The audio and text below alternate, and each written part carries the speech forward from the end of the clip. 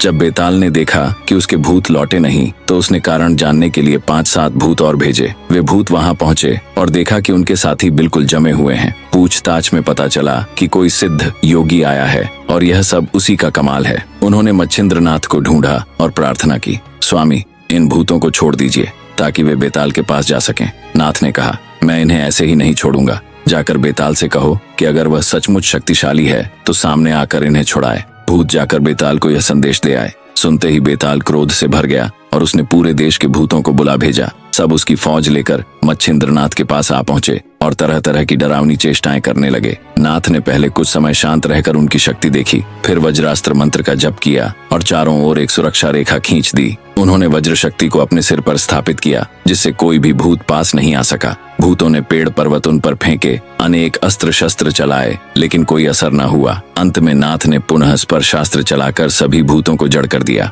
भूतों में 8 प्रमुख नायक थे, जोटिंग, खेलता, बावरा, मंगदा, मुंजा, महिषासुर और धुलोवान। ये नाथ को पकड़ने की ताक में थे। मच्छिंद्रनाथ ने तुरंत वज्रास्त्र से सभी दिशाओं की रक्षा की और दानवास्त्र का प्रयोग करके 7 शक्तिशाली दानव उत्पन्न किए, मृदु, कुमंग, मरु, मलिमल, मुचकुंद, त्रिपुर और बलजेठी। फिर इन 7 दानवों और 7 भूतनायकों के बीच भयंकर युद्ध छिड़ गया जो पूरे दिन चला। अंततः दानवों ने भूतनायकों को परास्त कर दिया। मच्छिंद्रनाथ ने अंत में वासव शक्ति का प्रयोग कर बेताल को पूरी तरह वश में कर लिया। उसकी मृत्यु की स्थिति आ गई तो बेताल ने निराश होकर मच्छिंद्रनाथ के चरणों में गिरकर प्राणदान मांगा। बेताल ने कहा, हमारे मरने से तुम्हें कोई लाभ नहीं होगा, हमें जीवित रहने दो। हम तुम्हारी कीर्ति का गान करेंगे और तुम्हारे आदेश का पालन करेंगे। जैसे यमराज के पास यमदूत और विष्णु के पास विष्णुदूत होते हैं, वैसे ही हम अपनी पूरी पिशाच सेना सहित तुम्हारे पास रहेंगे। अगर हमने यह वचन तोड़ा तो हमारे पूर्वज नरक में जाए। नाथ ने कहा,